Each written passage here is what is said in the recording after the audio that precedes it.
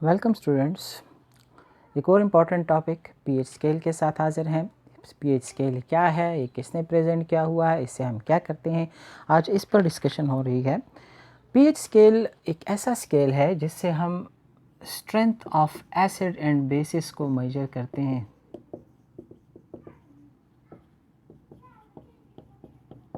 Strength of acid और acid and bases की measurement के लिए, की डिटर्मिनेशन के लिए ये एक स्केल है। इस स्केल को डिज़ाइन किया था सोरेनसन नामी साइंटिस्ट ने, जो एक डच बायोकेमिस्ट था। सोरेनसन ने ये स्केल 1909 में डिज़ाइन किया।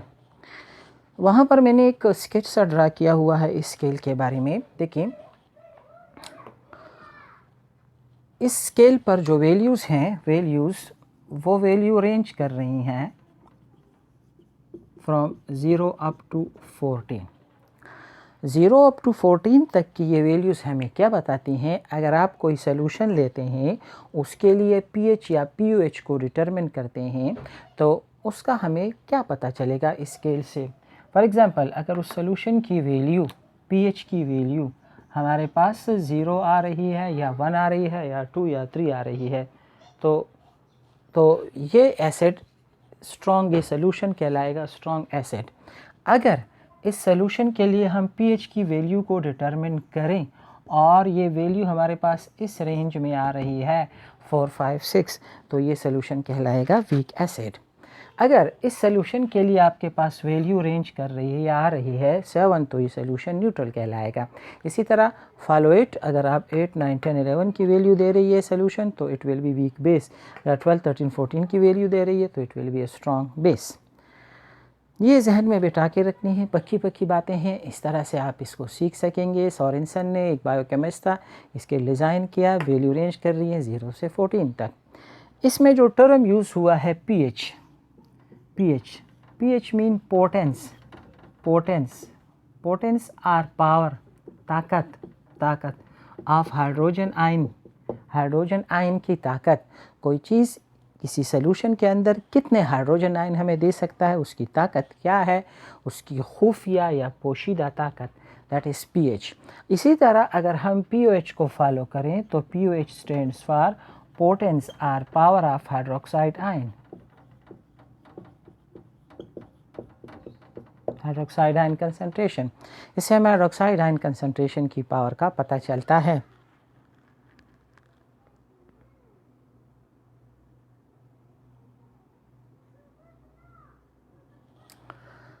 सोरेनसन ने एक 2 फार्मूले हमें बताए पीएच को मेजर करने के लिए, पीएच को कैलकुलेट करने के लिए। चलो मैं यहाँ पे लिख के देता हूँ। मैथमेटिकल फार्मूला है, अगर आप मैथमेटिकली पीएच को कैलकुलेट करना चाहें, तो pH is equal to negative log of hydrogen ion concentration. इसी तरह अगर आप पीओएच को कैलकुलेट करना चाहें, तो pOH is equal to negative log of hydroxide ion concentration. ये फार्मूले भी ज़ुबानी याद रखने हैं। इससे आपने आगे जाके न्यूमेरिकल क्वेश्चन सॉल्व करने हैं कि पीएच किस तरह से मालूम किया जाता है और पीओएच कैसे मालूम किया जाता है।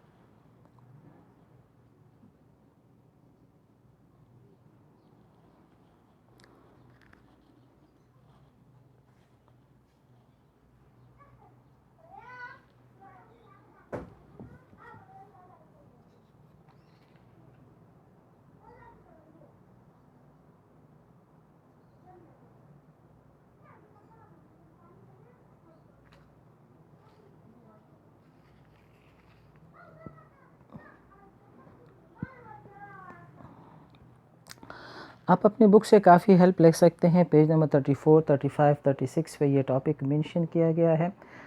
इसमें अच्छे खासे डेटा भी दिया गया है, टेबल ड्रा किए गए हैं। पीएच स्केल के बारे में आप वहाँ से काफ़ी इन्फॉर्मेशन गेन कर सकते हैं।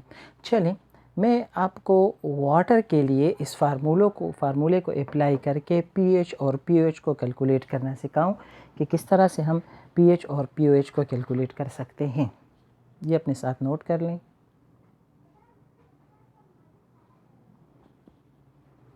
So I have to rub it. क्या कहा? स्ट्रेंथ ऑफ एसिड और बेसिस की मेजरमेंट के लिए हम टॉपिक डिस्कस कर रहे हैं।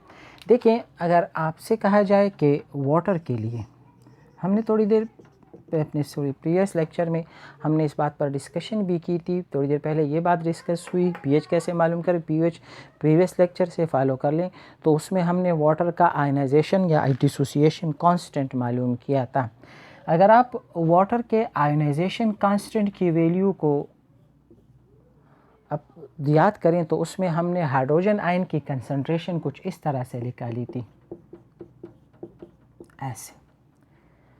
इसी तरह अगर आप उस टॉपिक को जिसको हमने सेल्फ आयनाइजेशन ऑफ वाटर का नाम दिया था, उससे हाइड्रोक्साइड आयन की कंसंट्रेशन को कैलकुलेट करें तो वो हमने कुछ इस तरह से कैलकुलेट की थी। आपको बताया गया था कि एक्सपेरिमेंट से ये बात हमें बताती है कि अगर आपके पास वाटर के 10⁻⁷ मालिक्यूल हों तो उसमें से सिर्फ एक मालिक्यूल की डिसोसिएशन होती है। उसमें हमने ये भी पढ़ा था कि water is a weak electrolyte.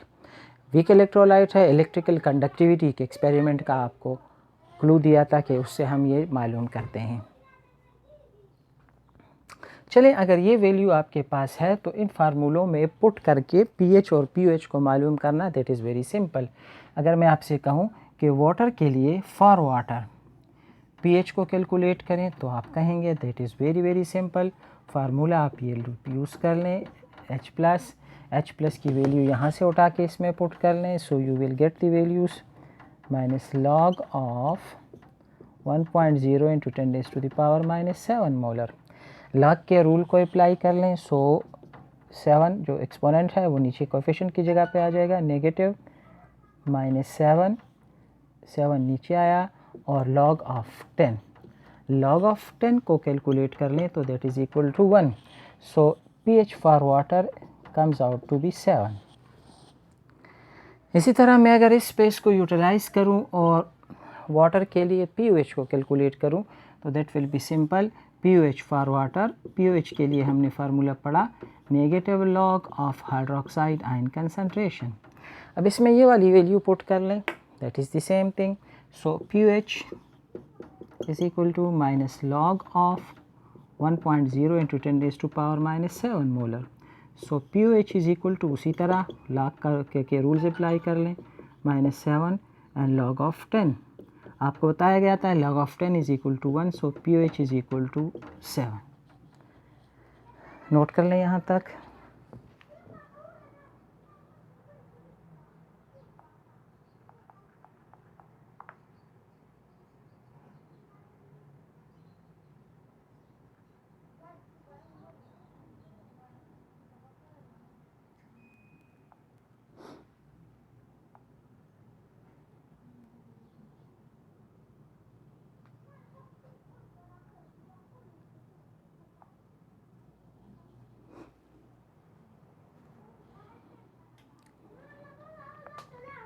अगर यहाँ तक आप इस चीज़ को समझ गए हैं और आपको इस बात की भी समझ आती है कि पीएच स्केल से हम क्या मेजर करते हैं, किस चीज़ को डिटरमिन करते हैं, जो बातें यहाँ से बिल्कुल क्लियर होती जा रही हैं कि strong acid, weak base, strong base क्या है, इसका पता हम पीएच स्केल से आसानी से लगा सकते हैं। अब अगर वाटर के लिए आपके पास पीएच की वैल्यू आ रही है 7 और pOH की वैल्यू आ रही है 7, और मगर मैं आपसे कहूँ कि वाटर के लिए pH प्लस pOH को कैलकुलेट करें, so pH plus pOH is equal to 7 plus 7 plus 7 that is equal to 14। तो वाटर के लिए pH प्लस pOH की वैल्यू हमेशा 14 आएगी। ये वैल्यू आपके पास कांस्टेंट रहेगी।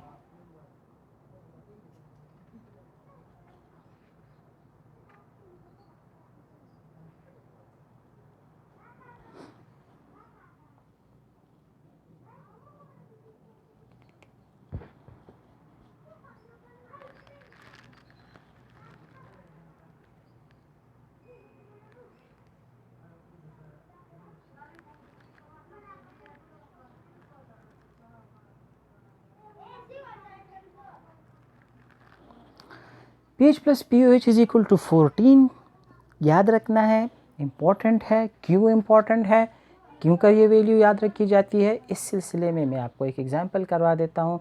आपके बुक से एक एग्जांपल ले लेते हैं जो हमें इस बात को और क्लियर करके बता देगी। Example is 10.2। Calculate the pH and pOH of 0.001 molar solution of HNO3. आपके पास solution है and the solution is that of nitric acid HNO3 and its की molarity दी गई है 0.001 मोलर। इस 0.001 मोलर solution के लिए pH and pOH मालूम करना है।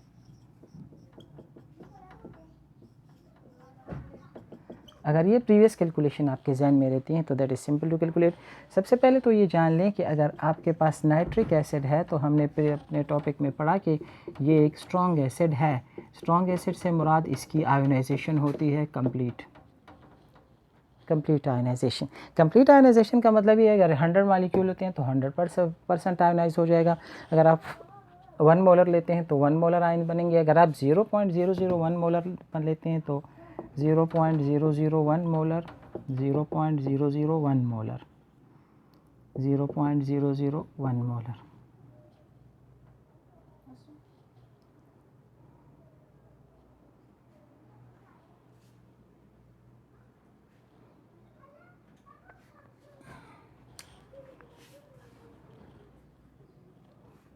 चलें मैथमेटिकली इसको सिंपल करते हैं, डेटा को सिंपल बना देते हैं। यू नो दैट 0.001 हम इसको ऐसे भी लिख सकते हैं 1 1 2 3, तो दैट इज़ 1 × 10⁻³ या सिंपली हम इसको इस तरह से भी लिख सकते हैं 10⁻³ मोलर। सिंपल बनाने के लिए मैंने इसको इस तरह से चेंज कर दिया।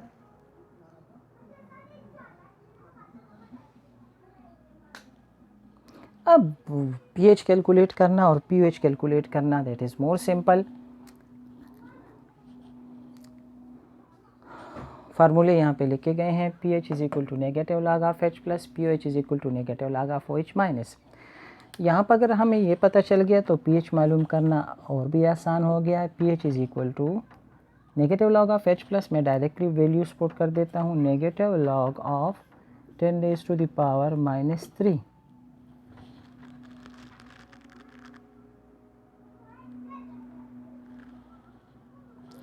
उसी तरह log के रूल्स में पुट कर लें।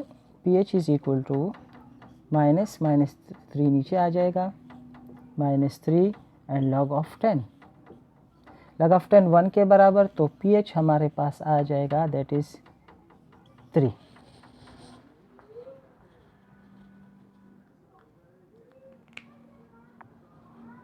अब अगर आपके पास pH 3 के बराबर आ रहा है तो pOH कैलकुलेट करना दैट इज़ वेरी सिंपल, क्योंकि हमने यहाँ पे पढ़ा for any solution pH plus pOH = 14। ये वाटर के लिए हमने कैलकुलेशन की थी।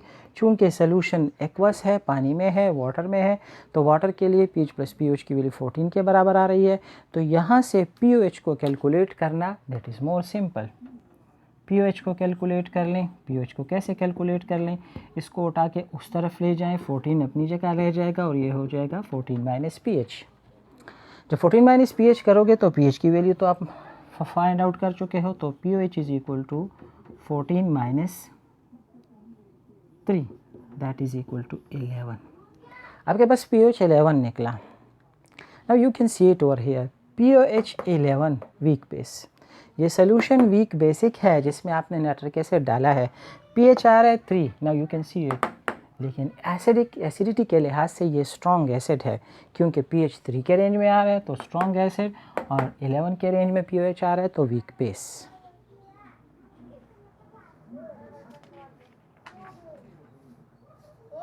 एग्जाम्पल 10.3 खुद से कर लें।